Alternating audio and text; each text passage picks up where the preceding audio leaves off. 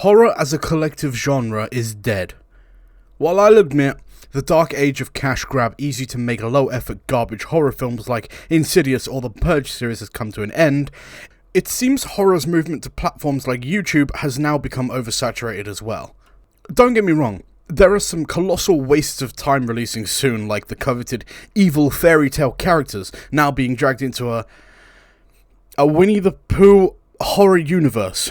A sentence that I've just said completely unironically, and that is 100% a real thing that is coming out. What I've said has mostly been negative so far, but there are a few select creators who I trust the future of online horror with. Creative artists who have innovated and paved the way forward for some great series that I know will continue to develop and evolve, and hopefully, just hopefully, inspire people to create more actual good content instead of 500 million more clones of fucking this shit.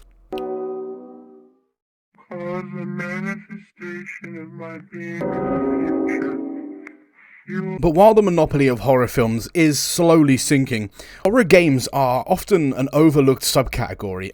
And I'm not talking about Resident Evil, which is more action nowadays than scare, or the boiled one mod number 36 for Minecraft that every fucker on the platform now seems to be doing a video on. No, today I want to cover a game that's been released lately. A game that has reinvigorated my hope for horror and the horror genre of gaming as a whole. A game that is so terrifying and submersive of expectations that it could rival the giants of horror like Silent Hill or The Evil Within. That game, of course, is...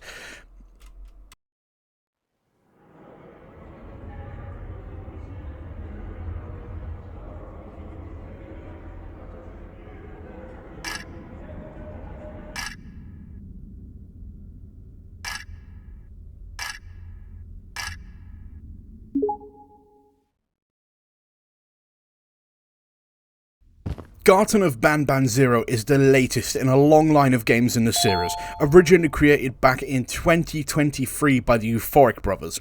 Garten of Banban Zero sets out to explore the origins of the titular character Banban's kindergarten. For those who aren't scholars of the Banban lore, let me fill you in on the last 8 games and everything you've missed. Essentially, you are a parent who's skulking through the daycare as the kids have all disappeared, or at least that's the general premise of the plot. In my opinion, I do like this theory. However, I believe instead of being a human, we've been Spy Kid's wand, where we've been turned into a grotesque creature like Banban and his crew. But let's save our mystery and theorizing for later. Right now, we awake in a sort of comfy jail cell room thing, where we are asked a bunch of questions, asking things about our memory, or if we remember anything prior to actually waking up, or how we're feeling in general. After answering these questions correctly first try, I might add, we pick up a keycard, and Banban opens the door and attempts a Five Nights at Freddy's jump.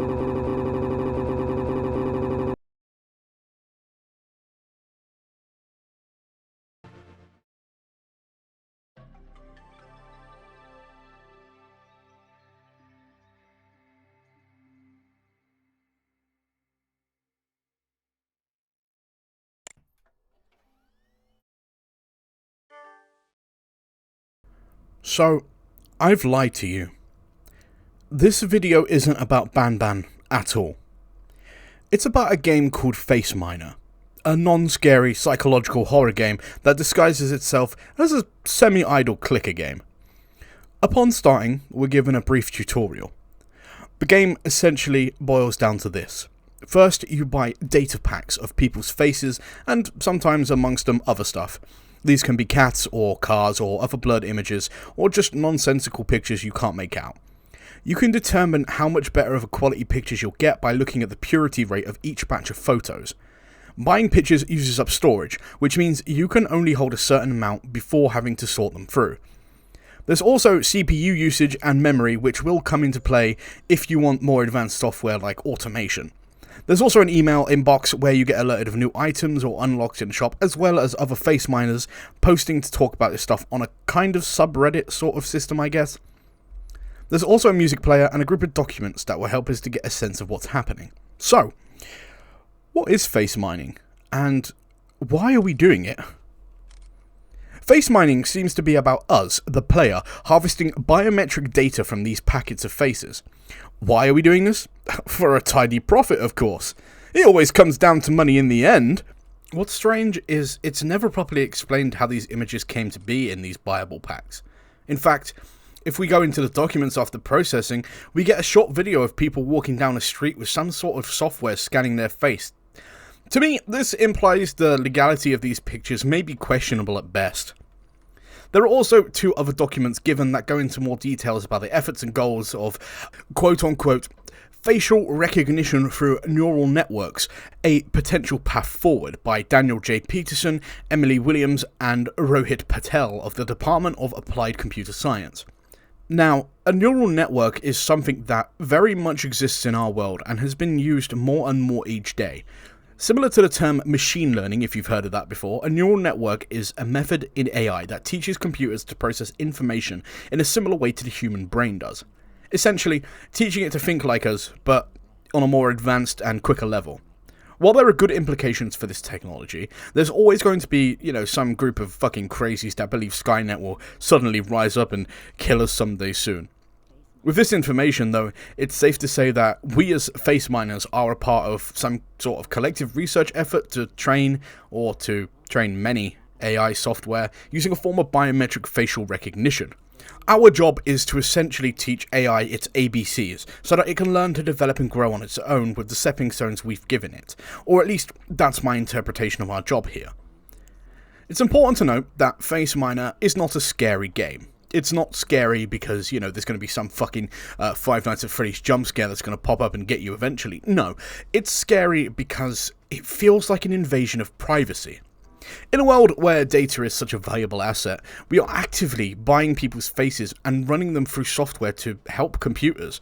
We don't know how we get these images. They could be legit, they could be completely illegal.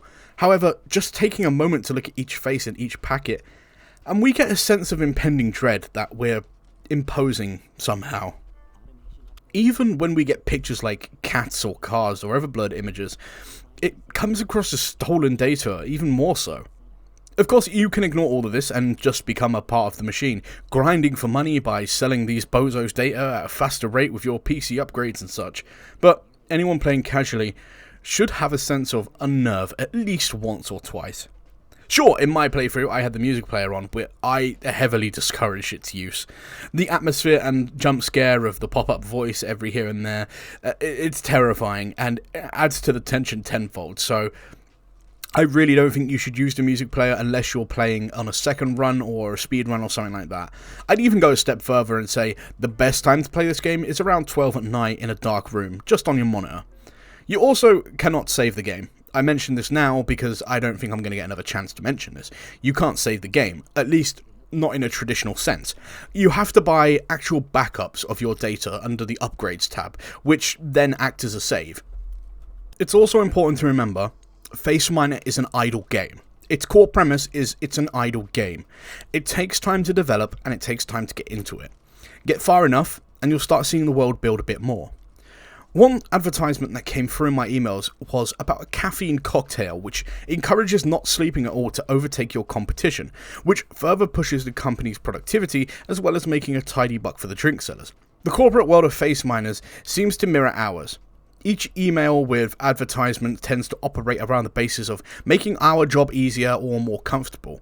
Whether that be energy drinks or new gaming chairs or higher performance PC specs, they're all targeted at you to make your life easier. And the sad fact is that if you want to keep going in this game, you're eventually going to need to give in and buy better PC parts to process faces faster. You even see the fruits of your labor when you automate your game and your PC just picks the faces correctly for you. Yeah, that's the idea of a idle game, but sending over these emails with advertisements actively encouraging you to keep working and not to stop is a very dystopian concept.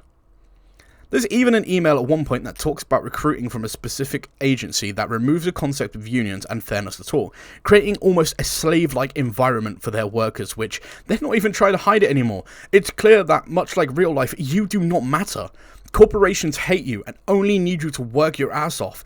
Yeah, we get paid, but we are essentially just sitting at a PC non-stop processing data, and there is no way you could stop but to shut down the PC.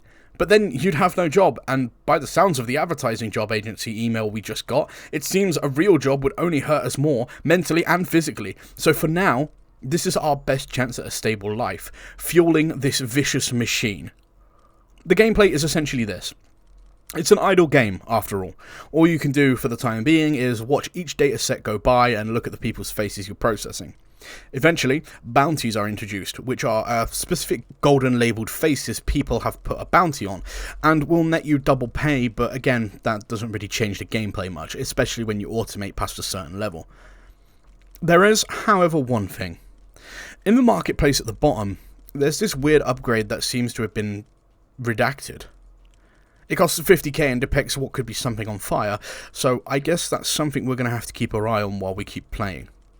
It was while sitting back and watching the computer pick out the data packets at record speed that I noticed that each data pack has a title. These range from preliminary social imprint to assorted people to harvested training data? I don't know about you, but this is seeming sketchier by the second. Eventually, though, the game crawls down to a slow. However, I did get this email around level 70, which talks about sanctioning people for talking during work hours, as this reduces the optimum output of work by 30%. If by somehow now you're still doubting me about the dystopian nature of this game, then this email should honestly be solid proof that we are playing in some sort of dystopian universe. That also leads me on to the next segment of this video. Just how different is this game actually from our reality? Or I guess a better question would be, just how close our reality is to this game? And frankly, the answer is terrifyingly close. Deep learning algorithms and artificial intelligence are improving every second of the day, and there are no doubt corporations that will outright buy and sell data for stupid amounts to scour through and resell to corporations who will then use them to tailor ads to manipulate you into buying from them, or some will do what face mining revolves around, using processed data to train artificial intelligence's learning. The only point I'd say is not worldwide yet is the part about abolishing unions and free will. While I say not worldwide, some countries unfortunately do still operate under tyranny and slavery, still where they have no choice but to work for nothing just to survive. But are we really that far off in places like America and the UK? We have lots more rights, yeah, and a bit more freedom, but the majority of people don't know how manipulative big corporations are towards them. Everything you do online is monitored and sold or resold and processed. Every time you use an app or computer or phone, you are either voluntarily or involuntarily becoming part of that vicious machine, that horrible cycle of manipulative capitalism. I'm not saying that using data for deep learning is bad. If it's voluntary data given in a safe and ethical way, which is a non-existent thing in our society, then yeah. If it's used for a good cause, then advancing AI could be helpful. But with the growth of AI, we get so much slop invade the internet like AI art or AI images of people, and with its rapidly advancing potential, more and more lifelike pictures and videos are being made by the millisecond. And that's all because of us. Because companies sell our data. All those terms and conditions or cookies you click, they're all a gateway into giving these bigwig corps your data to do what they like with. Of course, I'm not blaming anybody but corporations, but then again, there's technically nothing legal about it as well. If we click cookies or terms and conditions, we give express legal permission for these sites to collect our data, and then they can do whatever the hell they want with it. We are as much as the problem as anything else. The only thing that separates us in the real world to that of the player in FACEMINER is that they're doing it voluntarily for money with someone else's data. We do it for free unknowingly. It's getting harder to escape too. Most websites will tend to shove cookies in your face or big pop-ups that will be an inconvenience to whatever you're trying to get at, whether it be an article to read or a game or what have you. You'll be bombarded with these pop-ups that will hopefully, in their eyes, cause you to instinctively click agree or accept. It's a form of aggressive mental manipulation that most people won't ever even realize it's happening to them. And that's why it's important in this digital age, now more than ever, to educate people on how companies easily and totally legally manipulate you into giving you their data. That's what I somewhat hope to achieve in this video too as well. I mean, I want to cover the coolest game and its unique premise first and foremost, but if I can educate at least one person on what big companies are doing, then I guess that makes me Johnny Silverhand. I could go into data protection and privacy protection for hours. The short of it is buy NordVPN, or something similar that can help protect you. I know you're probably bored of hearing all these YouTube ads and stuff telling you to buy a NordVPN or Atlas VPN or whatever, but genuinely, they can help you if you get the right one. It's essential now more than ever. But anyway, I digress. Back to the game. During that rant, I've managed to save up over 50k. Nothing is happening, so let's see what that mysterious upgrade from earlier was. I can't seem to buy it yet. I guess that means we go back to the grind of this game. At this point, a thought went through my head. I've come this far. You know, I may as well keep feeding the machine. And so, feed the machine I did. The AI was now running faster than ever, processing each face at a fraction of a second, making more money to throw right back into the upgrades. At level 100, we reach rank 3 Harvester. This is when things get bad. We get an ominous email to kick off this new achievement, telling us our position is now permanent. We also now have access to FACEMINER cameras. This is where we can buy cameras globally, and source our own data to package and sell off. After this, another user asks about the usage of the data we're given. They seem to know it's about training AI, but also ask what are they training it to do. Things are moving faster now. It means more money. More money means more fast, means more upgrades, means more money and more data, more processing, more cameras, more data, more money, more data, more money, more processing, more upgrades, more money, more processing, more data, more cameras, more data, more money, more data, more money, more data, more money, more data. External message. Information exchange opportunity. Sender, Brother Tom at publicinsider.com.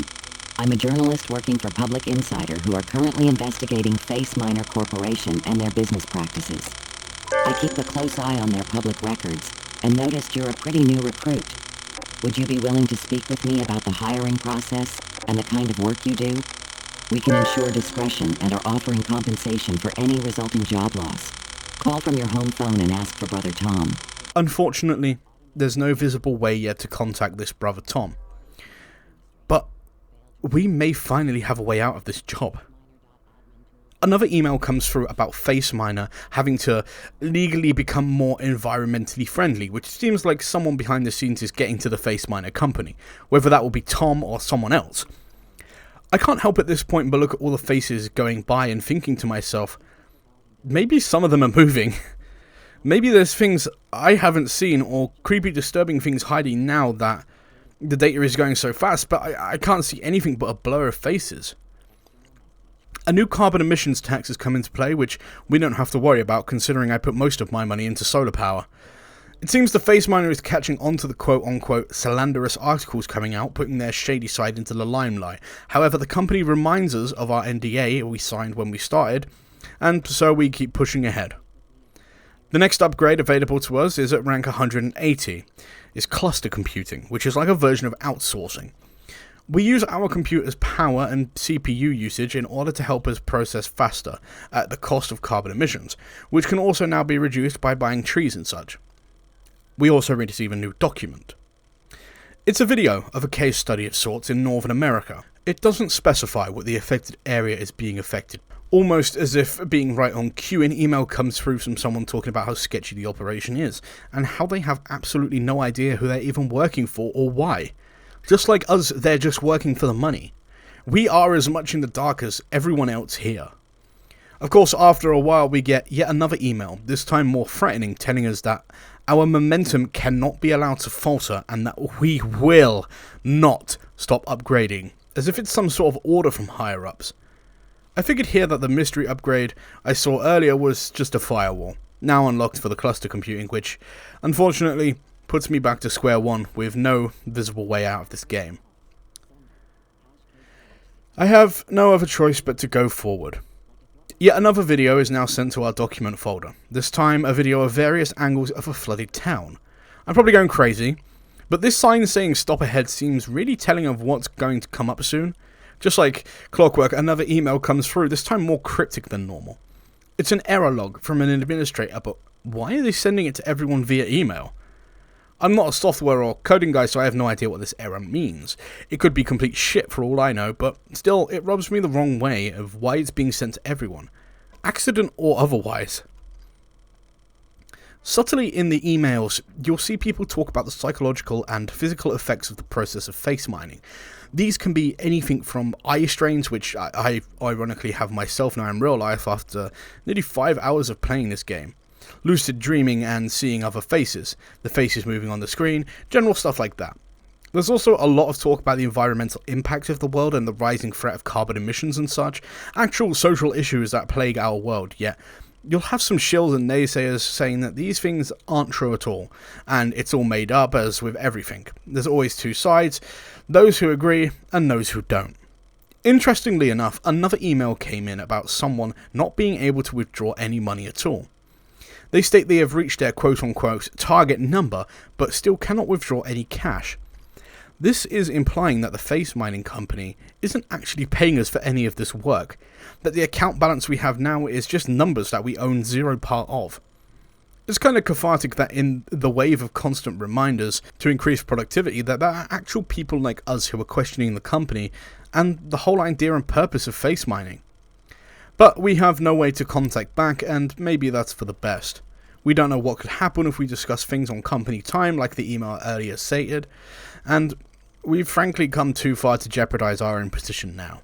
An unknown sender puts out perhaps the most important email of the whole game in my opinion. External message. Wake up. Sender.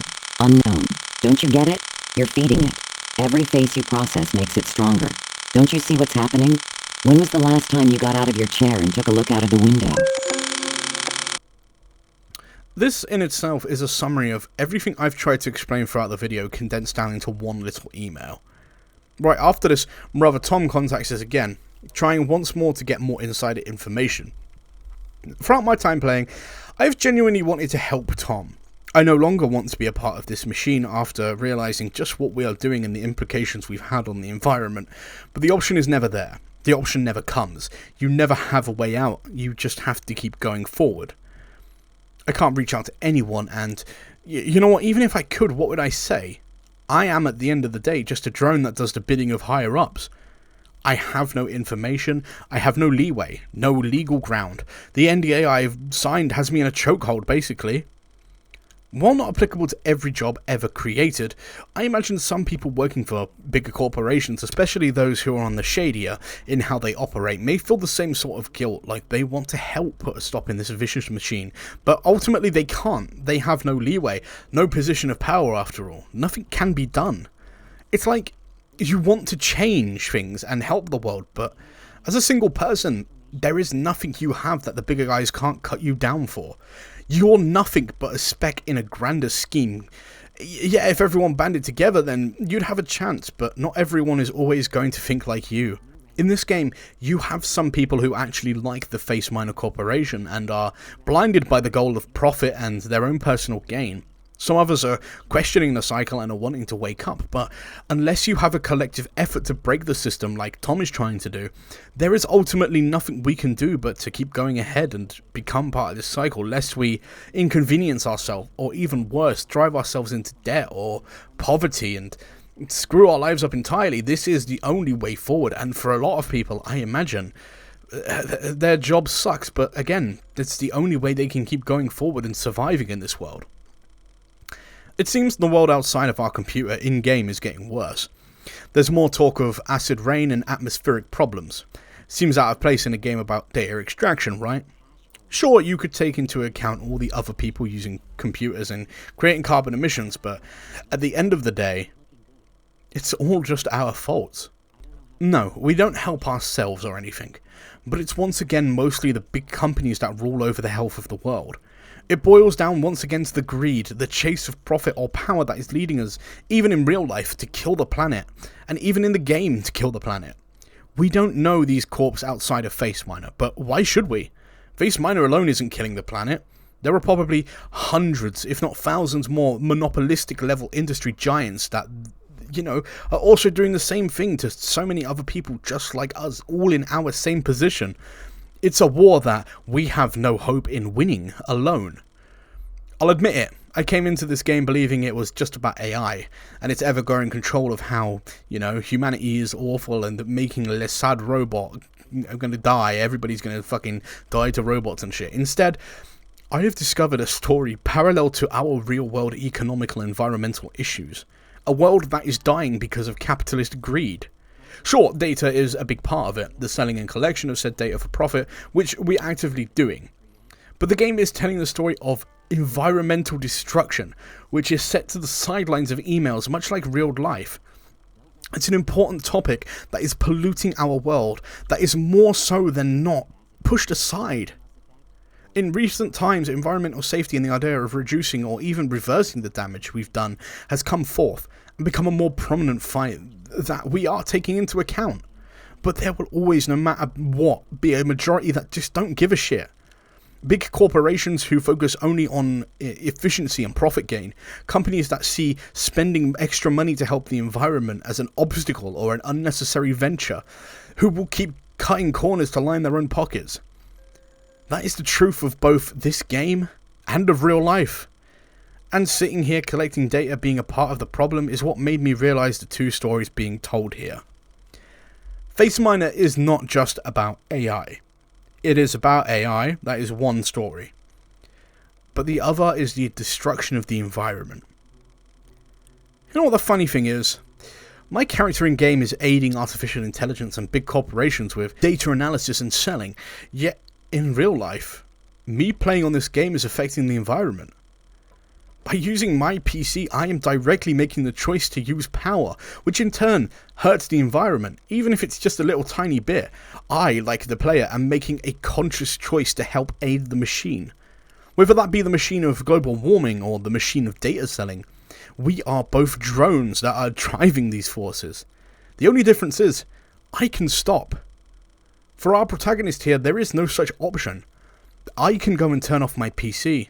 I can go and see my wife or talk to my family. I can go outside in a world that I am not helping to survive. My character here cannot. It has a grasp on them.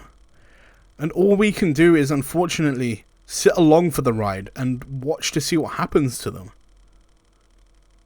Another email dictates that the weather is once again getting bad. However, it ends off saying that we're closer than you think. Perhaps a subtle nod to our progress in this game. At level 300, I reached the rank of Chosen One. Chosen for what? That sounds to me a tiny bit culty, no?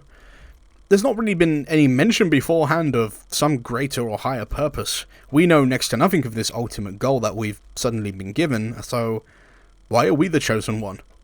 Another email comes in. The faces are singing to me now. The flesh is weak, but the data is eternal. What the hell does that mean? The more I start to look at the pictures going by, the less I seem to recognise what we're actually looking at anymore. Much like these poor guys face mining like me, I see nothing but a blur of pictures that I know they aren't there. Some more upgrades and emergency transmission comes up on our screen, showing fire and smoke polluting everything. Needless to say, I'm sure we're in the end game now. Since that emergency broadcast, I'm starting to see hands showing up on the screens, almost as if something is trying to get out. An unknown document comes into our computer, this time outlining the stats of the world environment. Essentially, in nerd talk, we are fucked. Another transmission shows more fire, more smoke, and more destruction. While an email comes in, telling us Ascension is near. Frankly, it's chaos. Two sides are clashing together. The company edging us on, the world being killed.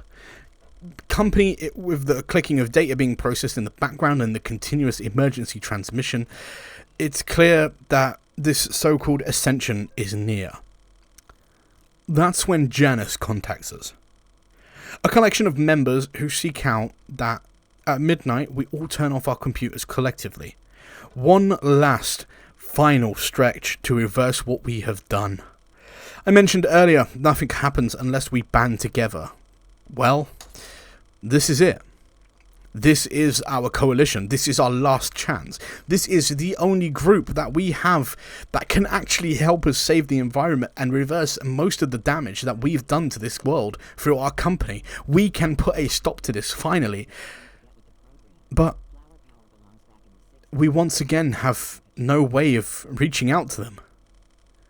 There is never an option to turn off our computer lest we go back to the main menu, which then, yeah, we turn off the computer, but we never find out what happens in the end.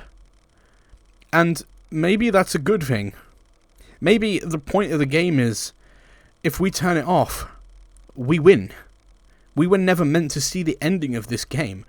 At least if you want to preserve the protection of the world and the surviving health of everything.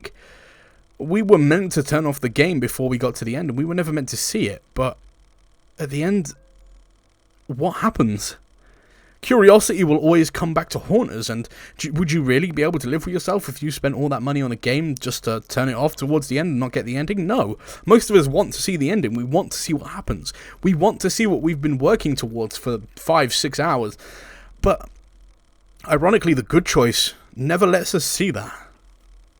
An interesting fact that I found whilst looking through this video is that Janus, the group who's contacting us, is actually the name of a Roman god. Janus stands for the god of beginnings, gates, transitions, time, duality, doorways, passages, frames, and endings. Those two main factors being the god of beginnings and the god of endings.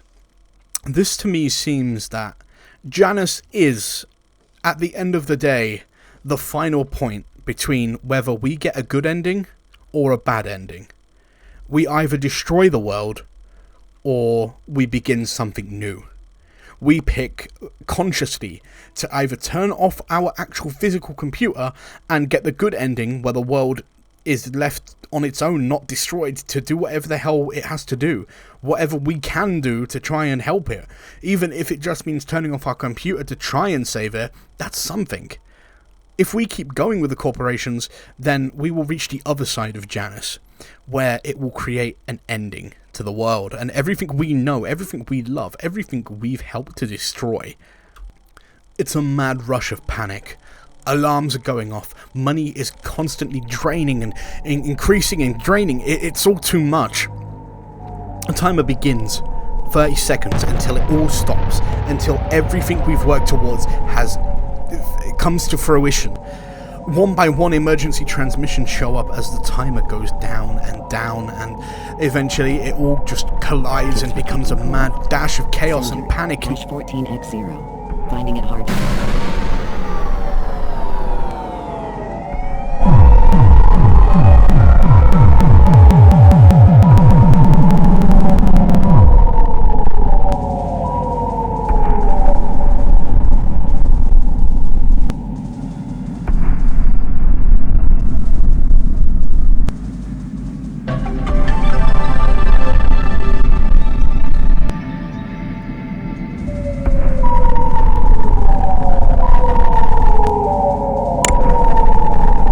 With that, the game ends.